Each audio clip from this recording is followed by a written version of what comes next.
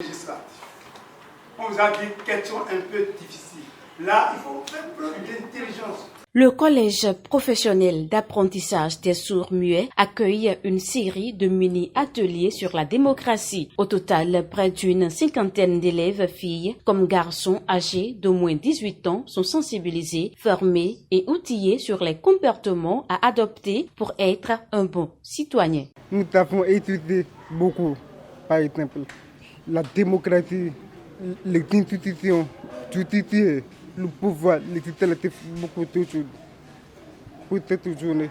Nous avons abordé une thématique relative au pouvoir judiciaire et l'interaction avec le citoyen. Et à cet effet, nous avons abordé la définition, l'organisation, le fonctionnement, puis l'interaction du citoyen béninois avec ce pouvoir judiciaire-là, qui n'est que le troisième pouvoir. Et comme je l'ai si bien expliqué aux élèves, le peuple n'a jamais élu les membres du pouvoir judiciaire. Ça constitue le sujet de réflexion tout à l'heure, mais le peuple élit le pouvoir, le responsable du pouvoir exécutif et les membres du pouvoir. Le suivi sera constaté quand nous aurions effectué l'évaluation formative pour constater par nous-mêmes s'ils ont bien compris. Une initiative du Social Watch Bénin avec l'appui financier et technique du département d'État du gouvernement des USA. Objectif premier, permettre aux apprenants cibles de sensibiliser leurs pairs sur les actes de civisme. L'objectif de cette activité est d'amener les enfants non seulement à connaître les institutions de l'État, apprendre à comment interagir avec ces institutions.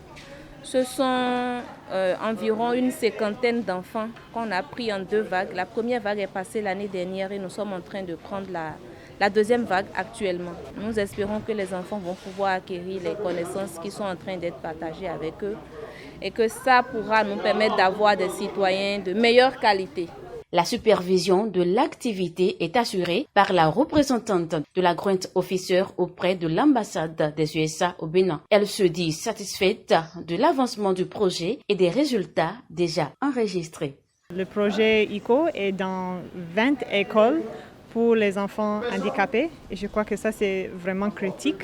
C'est un aspect critique du projet parce que les aptitudes et les connaissances de la démocratie et le civisme doivent être disponibles à tout le monde.